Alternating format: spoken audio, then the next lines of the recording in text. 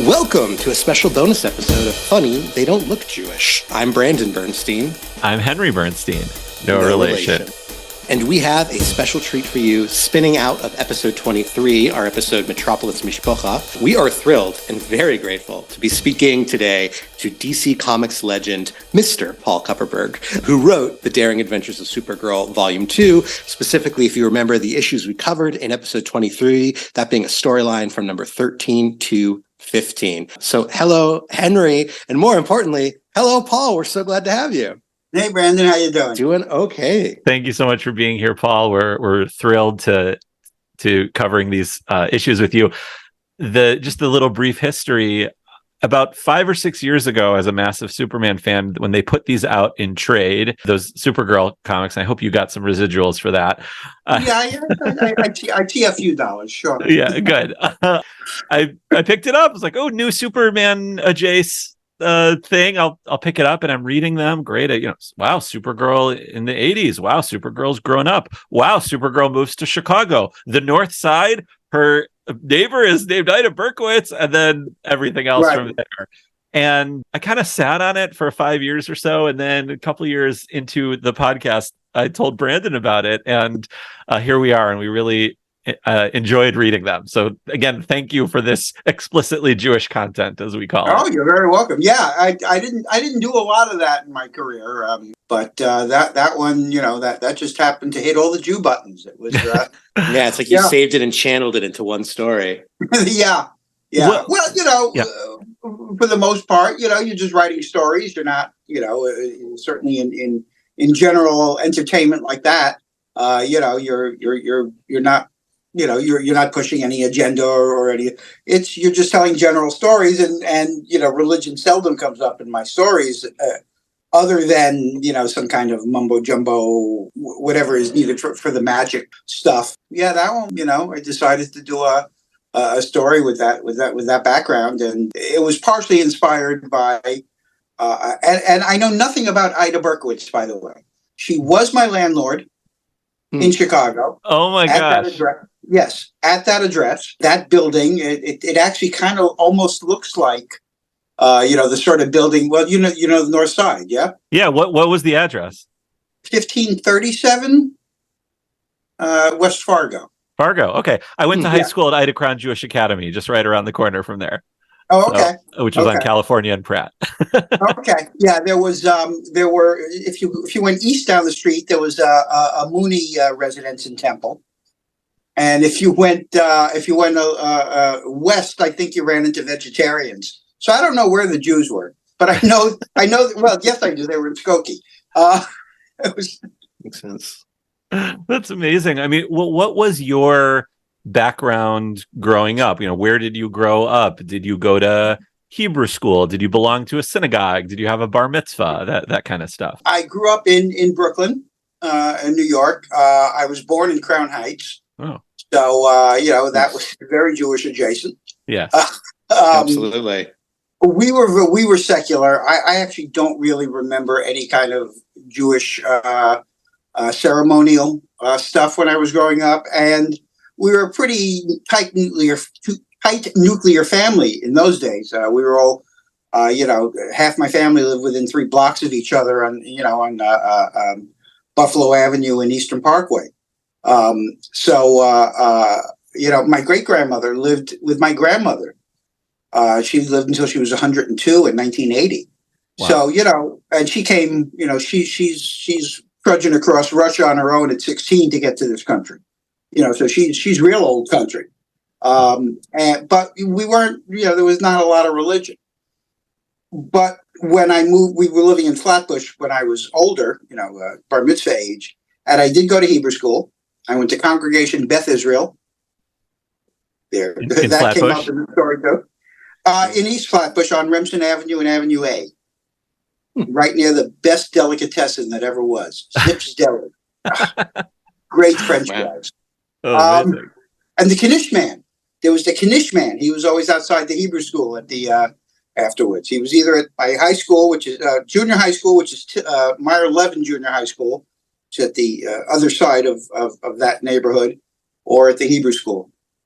But yeah. So Wow. went I think there. you've stumbled upon what every Hebrew school needs, which I didn't even know a Knish man was an Knish man. option. Yeah. It's incredible. That's a way to get the kids in the door. On the downside, he sold the hard Gabriel. What are they? Gabrielle Knishes, the hard ones. Oh, not the potato ones. No, they're potato, but they're they're thick and crusty. They're not the soft, flaky. Right. Which were the Knishes of my youth. But yeah, and I hated every second of it. I have that Hebrew school and its rabbis to thank for making me an atheist. So so it wasn't the best experience. But that being said, we were very culturally Jewish. I'm still to this day. I'm 68 years old, and I really am a little old. I've always been a little old Jew my whole life. When I was a little kid, my mother called me. They said I looked like a little old Jewish candy store owner because I was always frowning and walking around looking like the trouble of the world was on my back. Right, surrounded by all the sweets and sugars you could want, and still not happy. That's right. Yeah. Yes, that was Mr. Fleminghofer, who owned the candy store on. Yes, Fleming's Candy Store on St. John's Place in between Buffalo and whatever was next up. I forget which street. Wow, it's a very different. I lived in Crown Heights for 2.5 years, but I feel like you're describing a very different version of the neighborhood. I am describing a very different version of the neighborhood. It was, it was tenements. It was pre-war tenement building. I mean, it wasn't harsh conditions. And, we had bathrooms and kitchens and all that. It was just a middle class, working class neighborhood. My grandparents, my grandmothers both lived there. My great grandmother, in one apartment building, we had my mother's mother and her younger brother, my Uncle David. Next to that next apartment was my father's mother and my grandmother, my great grandmother, excuse me. And in the apartment next to that was my father's sister and her family. And that was just one building. We were in the next building over. And then we had great aunts living here and these cousins living there. And it was very, very tight, but a very different neighborhood. It was very, we congregated around Eastern Parkway. That was mothers and young kids and it wasn't very frum. So when you say culturally Jewish, did your family do holidays, like have a Passover Seder or light Hanukkah candles, anything like that? No, never did. My great grandmother may have done the Shabbos candles, but I'm not sure. I don't think so. But you weren't having like a weekly Shabbat dinner with your family or anything like that? No. No. Interesting. My biggest exposure to Judaism came to the religious side of it. Came when my son was in young, when he was 2 or 3, we needed a preschool, and the best one in town that wasn't affiliated with the church was run by the Gan. So he was a Gan kid he was bar mitzvah at the Gan by Rabbi Darren, the Lubavitch rabbi of the area. Years later, when I knew my mother was dying, I called up one of those guys and said, what do I do? And it was a Friday night. It was Friday late in the day. He walked to the hospital. Wow. And took care of it. Great people, wonderful people. So I spent a lot of time there because of my son. So we went to a lot of seders and a lot of Shabbos dinners and heavy immersion. Sure. Didn't change my mind. But still lovely people. Did any of those experiences inform? I know Ida Berkowitz is based on an actual person, but the creation of Ida Berkowitz and Black Star. Like, did you know survivors growing up? Did you have any in your family? It sounds like your great grandmother came here before the Holocaust. So most of my family was here before the Holocaust. I don't know of any losses back. The only family left in Europe was in England that I know of. I don't know of any losses. We may have had some distance, but most everybody here was here by 1910. Wow. Like my great grandfather was looking around in Russia, going, "I think it's time to go." Right. So very smart Jews. Right. We want to don't wait for the Nazis. We got the Russians. What do we need the Nazis for? Right, exactly. The flight instinct kicked in at the right time. Yeah, yeah. I did work. I did. You kind of knew there were survivors all around. I remember a specific incident when I was about 4 or 5 years old. We went into the Flemmy's candy store, and with my great aunt Nettie, and there were the guys, the older men sitting around the table in the back playing cards, and it was a hot summer day, and they had their shirt sleeves rolled up, and I saw the tattoo on a forearm, and I said to Nettie, "What's that? Why has he got a number on his arm?" And I got shushed. And then it was, "But why? What's the matter?" And she goes, "Shh, we don't talk about that." That was my first exposure to the Holocaust. Right. I think that's probably a common. And the next was Hogan's Heroes. So the arc was not quite right. Right, the silly Nazis. Yeah, Hogan. Yeah. Yeah. So would you say Ida's creation and Black Star and everything was purely because you knew this person named Ida Berkowitz? I mean, what about the characterization of her and her daughter? The idea of like a character who is taken from her mother and raised by a Nazi and then becomes a Nazi and the superpowers. How did all of that come about? I don't remember the specifics. Mrs.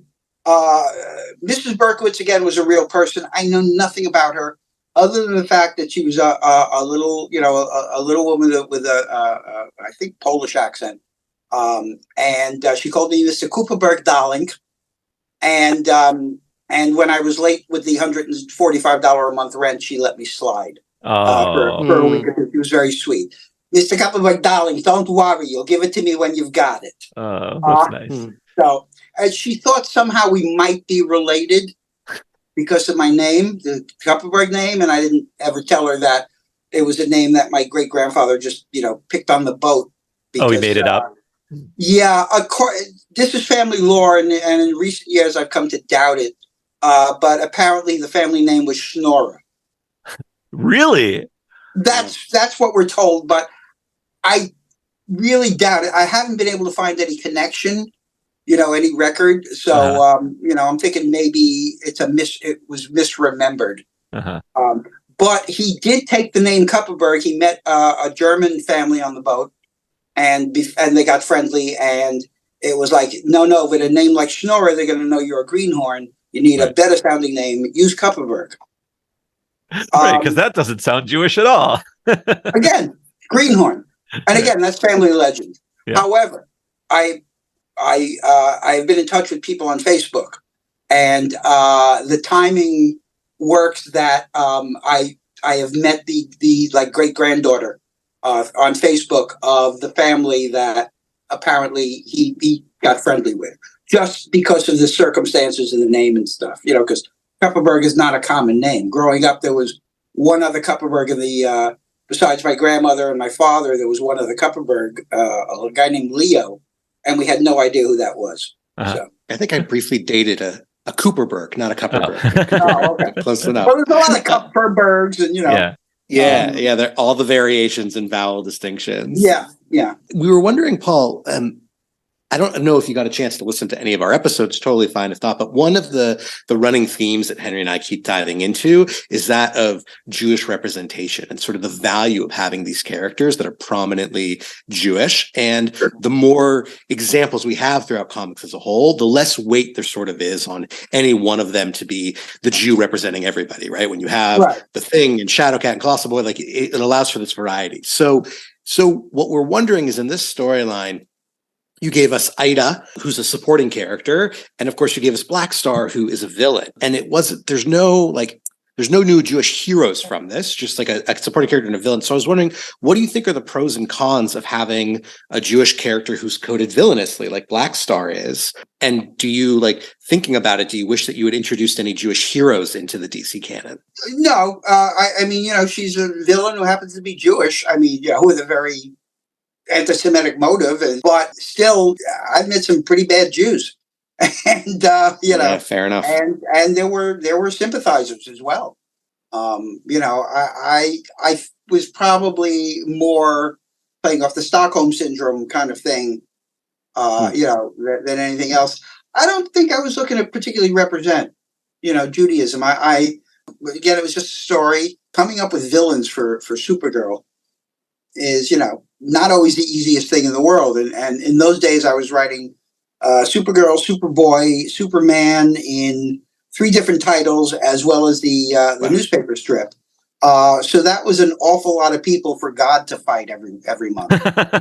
Yeah. So, I probably would have come up with a character like Black Star regardless. The Jewish angle on it was just kind of like, oh, that would be interesting. And back then, apparently it was still okay to not like Nazis. Right. So, I went with it. Right. Nowadays, you shouldn't, God forbid you should offend. Yeah, there's some scary moments where all of a sudden it's like, I thought we were all agreed that Nazis are still the bad guys. Did we lose that? No, they're a political party. So, yeah. Right. Well, it's funny, Henry, I hope it's okay. We hadn't planned to ask this, but it's kind of like struck me as we were doing this episode. An episode we did nearby was over in some issues of Captain America, involving Captain America, his Jewish girlfriend, Bernie, and then their landlady named Anna Kappelbaum. I'm not sure if you're familiar with that character. I remember it. That was the Roger Stern, John Byrne. I think Claremont might have written had been involved, but yeah, exactly. Roger it was Stern right around the same time that you wrote the Supergirl issue. Yeah, right. It was in the early 80s. Yeah. I remember the Bernie character because John did it. I would be disinclined to remember it if Claremont did it. Yeah, I don't know. Is Claremont Jewish? Yes. Yeah. He is, yeah. What a Shonda. No, I'm kidding. I joke. Wow. Okay. I was like, whoa, are we just have some beef here? Breaking news. No, I keep throwing out names. You could get some interesting shit here. Yeah. We don't want to get you in trouble, Paul. Yeah. Although you can't get me in trouble. There are so many obviously Jewish creators throughout history and all the comics. I mean, do you feel like I don't know how to put it. Were there ever connections that existed just because of did you ever feel closer to other creators who were Jewish? Was there did you feel a kinship, a bonding? Were there ever conversations that sort of, I don't know, insider convos that happened? No, not really. In general, religion doesn't, come into it. Joe Kubert would have been brilliant no matter what. I don't know. It really wasn't an issue. I mean, Jews in comics, again, not a rare thing. We kind of invented it. Right. Kind of. Kind of, yeah. So Hollywood comic books, what else? Yeah. Right. No, I'm thinking, coming up in the 70s, I turned 18 in 1973. And I think we were at a point where it was just, I don't know if it was a conscious effort, but I think we were all making an effort to it's like it doesn't matter. Nothing. This stuff is irrelevant, and it was irrelevant to me. I mean, religion has, as I say, never really played a part in my life. I don't. I mean, I understand it on an intellectual level. I don't understand it on so many other levels. It's like, I mean, I can't give myself over to that without some kind of acknowledgement, without some kind of yeah, here I am. It's all right. You're doing the right thing. Yeah, I'm listening. Nothing. I get nothing. So, if he wants to talk, let's talk. But anyway. Well, speaking of the right thing, doing the right thing, why was this the right thing for Supergirl in the 80s? For first of all, for her to finally grow up a little bit, not be secretive and Superman's little cousin, move to the north side of Chicago, get an apartment, go to college, and then encounter a survivor. Why was this the right thing for Supergirl? Well, I think it was the right thing for, as far as the growing up part, it was just the right thing for the character finally. Yeah, 30 years later. Yeah. I mean, I was a big fan of Supergirl. It was one of my first, comic book crushes, not because it was a pretty girl, but because it was, the character. I loved Superman. He was my favorite character. There was something about the Supergirl strip in Action Comics back in those days. It was very continuity heavy. It was a pretty forward strip for the time. Relied very heavily on continuity. It was being written by Jerry Siegel for the most part. So who knows? Krypton and Super's better than him. Right. And it was just a very well done strip. And Jim Mooney's art was really cool too. So I always loved the character. And the female characters in comics are, Wonder Woman is the secretary of the Justice Society. It's that kind of bullshit. Right, women are always second class characters. There was Black Canary was always kind of she was always being treated like a chick, and so it was time to let these women be women. And politically, I've always leaned towards feminism. I was raised surrounded by a lot of pretty strong women, very strong. So I didn't always recognize these characters, these second rate, these second class citizens that were in comics. So when I was given Supergirl to do, and we were told, she's going into her own book, do something with it. It was like, great, let's turn her into a grown up. She had even the previous run where she was a soap opera. She was on a soap opera in New York. Yeah. It was like, even that was kind of like, she's still not very, grown up, is she? It was silly. Yeah. Yeah. So, that was that. As far as Black Star stuff goes, it was a good story. I'm certainly always up for a good anti-Nazi story. It's just because I don't identify with the religion doesn't mean that I don't get rounded up the next time too. Right. So, and by the way, people, there will always be a next time. If I could do a little bit to point out, whatever, fine, great. But, it's a big, it's a hard thing it's a hard kind of story to do, because it turns preachy very fast.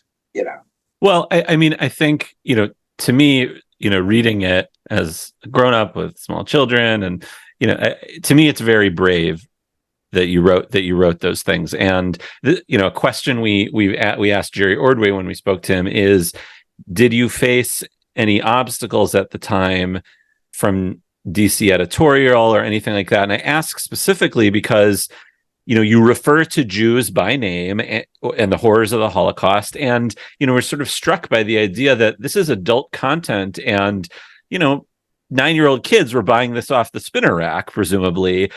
And also, I asked the question about editorial because decades later, Louise Simonson and John Bogdanov did 3 issues of Man of Steel, 80 to 83, where Superman sort of time travels to the 40s.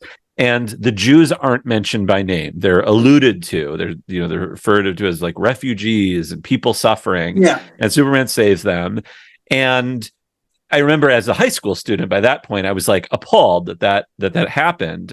So I'm just wondering, if I don't know if Julia Schwartz was your editor or whatever, but if you find it kind of faced any of those editorial obstacles for something so adult. No, Julie was all for it. No problems with it that I recall. And I do remember the incident with that later Superman story. And, that was still with Jeanette Kahn at the helm. Yeah, was the daughter of a rabbi. Daughter of a rabbi, yeah. And, she never said anything one way or another about the Black Star story. And I don't think she would have gotten in the way of that. I don't know I don't remember the circumstances going on behind that story. I think it was a Warner Brothers thing. I think they were. Oh, that could very well be. Yeah. Because Mike Carlin certainly wouldn't have gotten in the way of, of that. But right. So you never. The point is, you never faced any. They were all for you. Write it. You're the writer. You do your thing. I'm doing a story. It was the next story arc that I did, and nobody complained. I mean, the only time I've ever heard anything about it is from people going, "Hey, that was great. Thanks for doing that." I was at a convention, I don't know, 2011, 2012, 2014, somewhere around there. And is Guy comes up to the table with the Black Star issues for me to sign.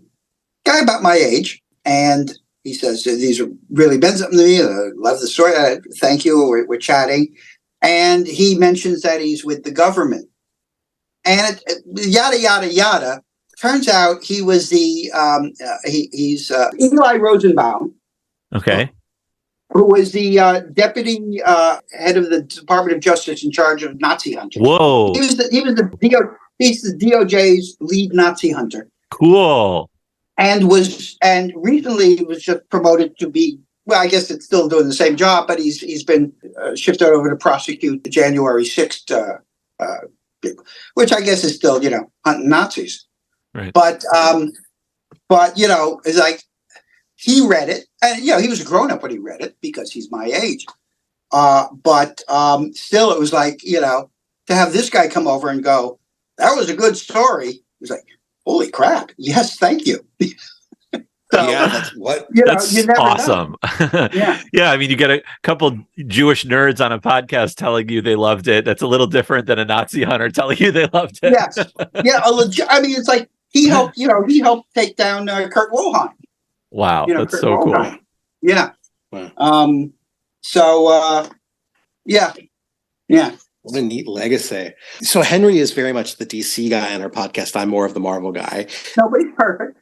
Yeah, exactly. We all have our strengths and weaknesses, and it brings us good balance.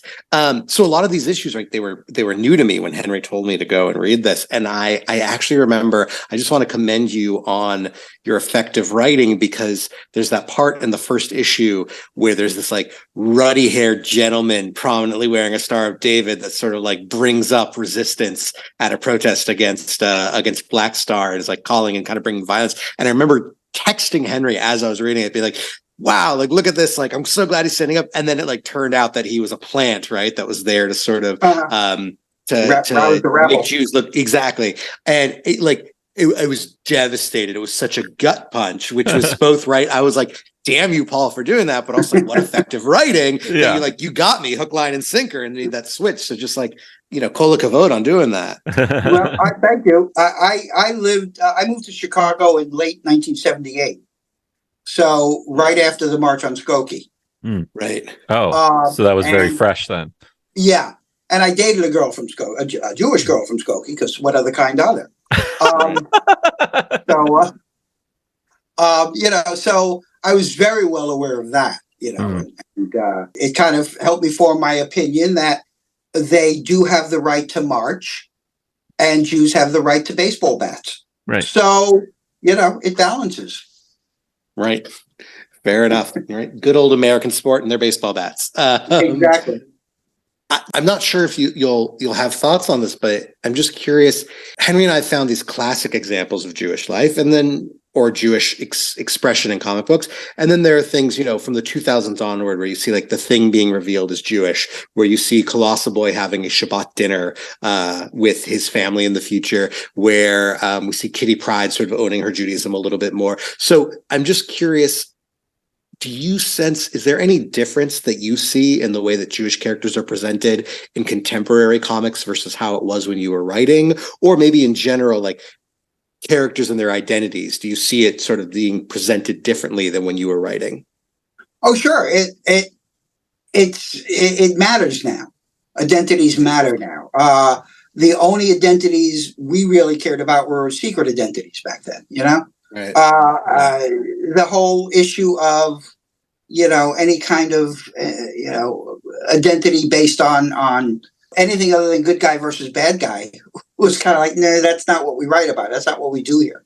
I started writing comics in 1975. So I'm right on the cusp of those, kind of senseless, let's you and him fight stories and, stories that say something. And when I started writing, I was, 19, 20 years old. I had nothing to say, but I could write about guys punching each other. And when you finally do find something to say, that wasn't the thing. Nobody was sexual identity, racial identity, religious identity. Yeah, it was kind of like white guy, white woman, black woman. Oh, look, there's an Asian woman, so. Completely different world. Did you have any ideas or designs to expand that story going forward? Like, did you see Black Star as a future A-list rogues gallery villain for Kara, and maybe more could even be done with her background and heritage? I asked because obviously, the book was canceled, which sucked. I mean, I was so disappointed that it ended, and reading it decades later. But did you see Black Star as like, this is going to be Kara's signature villain, and maybe we could do more with her background? I don't remember if that was the case, and like you say, the book wasn't just canceled, but the characters were erased from existence. Supergirl ceased to exist after the crisis, which was only, I think, a year or two later anyway. And, it's a couple years later, yeah. Yeah, and was that why it was canceled? Because Crisis was coming, or? Yeah. Supergirl and Superboy were erased from continuity. No, I know that, but I'm saying, like, did those books end because Crisis was about to happen and that was the plan from DC, or was it canceled for another reason? And then like, did it run right up until 85, 86? No, it ran until 84, but they knew what was coming, so they were clearing the decks. Got it. I got it. Okay, I understand. Superboy was canceled. I was suddenly told, you have one issue to wrap it up. Wow. And I don't think I even did. I eventually wound up publishing the unpublished script for that last issue of Superboy, along with the unpublished Supergirl and Superboy scripts for the new title. Oh, that's right. That's what was going on. Supergirl and Superboy were initially canceled. It was going to be relaunched they were both going to be relaunched sharing DC Double Comics. Okay. And it was going to be a Supergirl.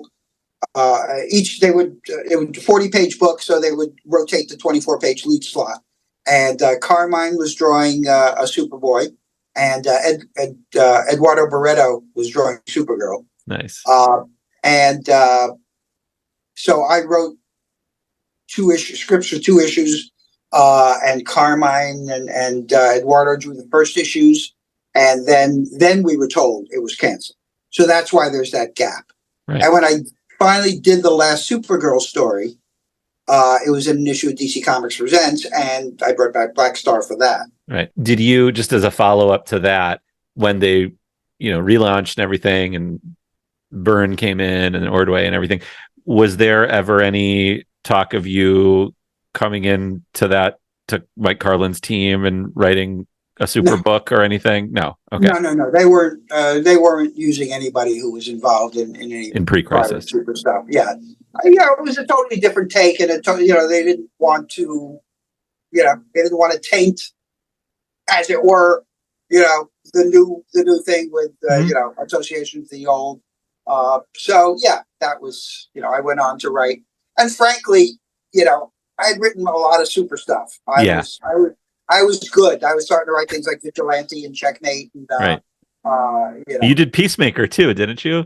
I did Peacemaker, yes. Yeah. I think before we leave the realm of comics, I also, if we can shift characters for a quick second, when Henry and I covered Colossal Boy, we actually found a quote allegedly from you. That's one of my favorite quotes of all time, which was regarding the fact that, Colossal Boy's mother was the president of Earth. Right. And that would mean that a Jewish woman was president of Earth. And you made a comment that was something like, that's how you know it's science fiction, because of a Jewish president. So just like, that does sound like me. Yeah. Good. We have confirmation that you actually said that. Great. It certainly sounds like something I would have said. Yes. Yeah. But the fact that you also before this sort of like insisted on your, bona fides as a feminist, also like, all right, good. It's a Jewish joke. And like, it's also like the respect of like, we'd love to see that one day. No, absolutely. Absolutely. Yeah. I also would have loved to have, seen the 2-man saw they brought to his bris. But, That's a quote right there. A 2-man saw at the bris? For Colossal Boy. Oh, yeah. Fair enough. Because he's colossal. See what I did there? Come on, Brandon. Get your head back in the gutter.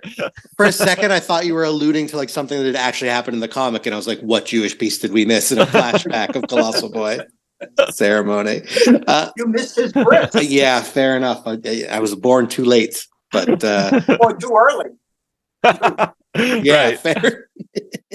So last question for you, less to do with comics. I'm especially interested since we've learned, as you said, you obviously have a strong Jewish cultural identity, not so much with the religious, but in 2008, I think, in the late aughts, you co-wrote a book called Jiu-Jitsu, The Hebrew Hands of Fury, along with Rabbi. I wrote that. My co-author is fictitious. For some reason, the publisher thought that this fictitious character should get top billing on the cover. But anyway, that's so weird. Rabbi Daniel Eliezer isn't a person? Doesn't exist. It's not a real person. It was because I was published by Moron Press. So yeah. Okay. Wow. So yes, I did write. How'd that book come about? Like what inspired it? What brought you to it? Yeah. I was executive editor and writer for the Weekly World News. Do you remember that tabloid? Mm-hmm. Yes. Remember the fake news tabloid? Of course. Yeah. I left DC in 2006 and went to work there.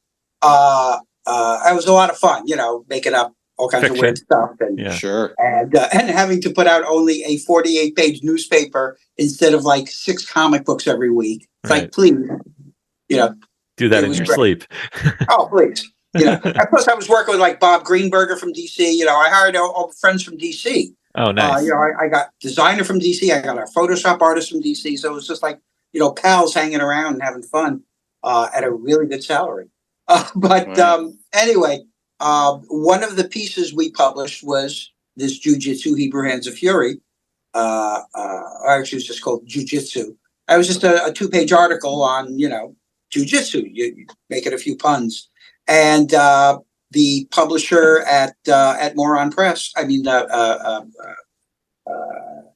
forget the name now. But anyway, they the editor liked the idea. He wanted to expand it into a book.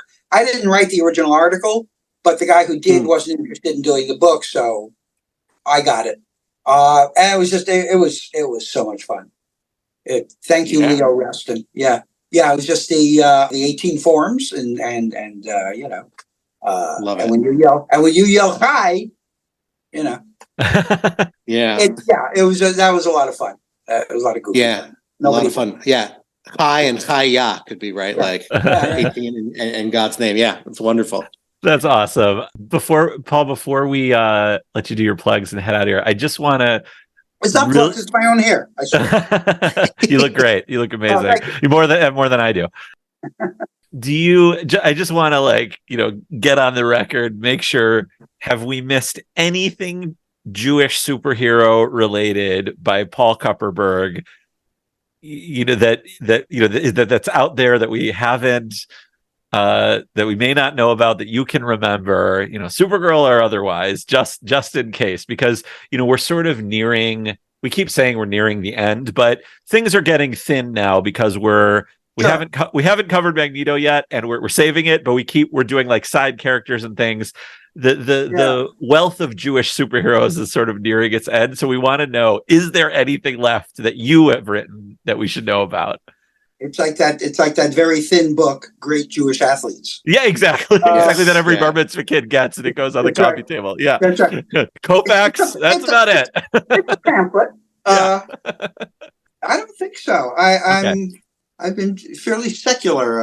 Okay, it's totally fine. Not a judgment. I just wanted to make sure we didn't miss anything, and we're talking to the source right now. So, all right.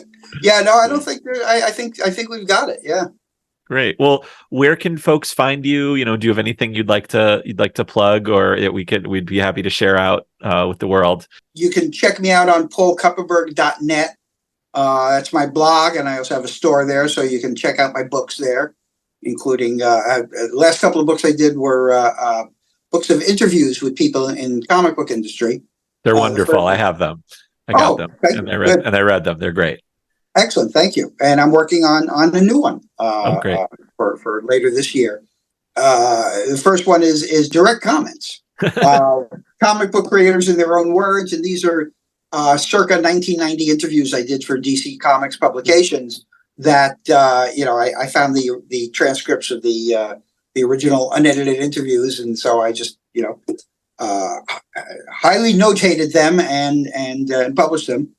And the second book, I did new interviews with a bunch of my friends from the 70s about breaking into the comics in the early 1970s, called Direct Conversations. I talked to Paul Levitz, to Michael Uslan, Steve Mitchell, Joe Staten.